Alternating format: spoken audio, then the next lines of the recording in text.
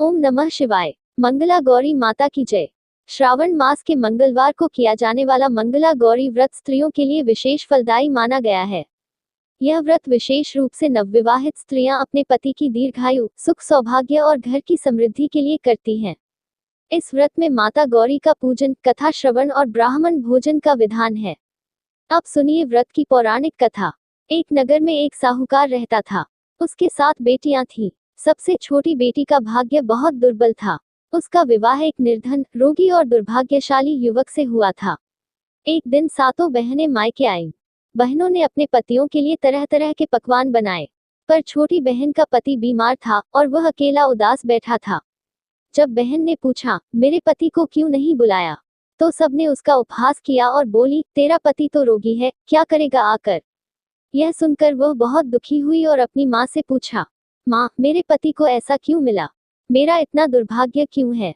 माँ ने कहा, बेटी, तूने मंगला गौरी व्रत नहीं किया। यह व्रत करने से माता गौरी प्रसन्न होती हैं और सौभाग्य देती हैं।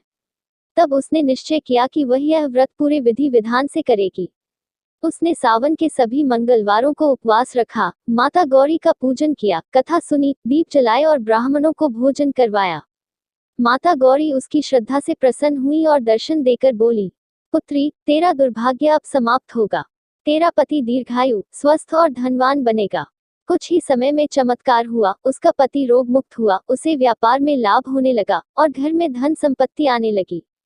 पूरा परिवार अब उसका सम्मान करने लगा। तब से हर स्त्री यह व्रत श्रद्धा से करती है।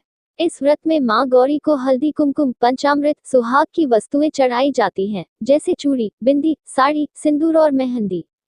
यह व्रत 5 वर्षों तक किया जाता है और फिर उद्यापन किया जाता है, जिसमें सुहागिनों को दान दिया जाता है। जो स्त्री यह व्रत करती है, उसे अखंड सौभाग्य, सुख, शांति और समृद्धि प्राप्त होती है। माता मंगला गौरी सब पर कृपा करें।